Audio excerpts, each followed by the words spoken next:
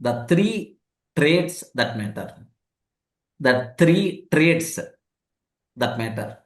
How the rich people use their money, time, and freedom. Okay, like three types of transactions, three types of trades we discussed yesterday. Have you remembered, right? What is the first one we covered? What is the first one?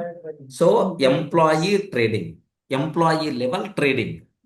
You are giving the time to get the money. You are giving the time to get the money. Okay, best example, employee life. Employee, morning 9 to 6 or 9 to 7 is selling is a time to get the money.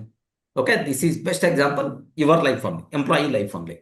Okay, like so because of this trading, what you are going to get is you will get income, you will get money. Okay, like so here the biggest danger. Of course, here let me talk. Second type of trading. Second type of trading is entrepreneur trading or businessman trading. businessman trading, entrepreneur trading. What that person is going to do is he will give his money to buy employees' time, to buy the people's time, so that this person, okay, so this person is going to get more results because he have more working hours are there, more hours are available for this person. Okay, like employer trading. So for this employer trading, for this best example is your boss, your company owner. What is doing is a second type of trading, entrepreneur trading or business owner trading. The third one, the most powerful, sir, empire builder trading. Empire builder trading. Okay, like what this person is going to do, he will give the money, he will use the money, he will give the money to get money. He will give the money to get money. He is going to use his money to generate money. He has complete freedom. He has complete freedom. He is never going to worry about his time. Never going to worry about his time because all the transactions are going to be happen with respect to this person. Giving the money, getting the money. Giving the money, getting the money. He never going to worry about his time, such type of things. He is not required to spend the time.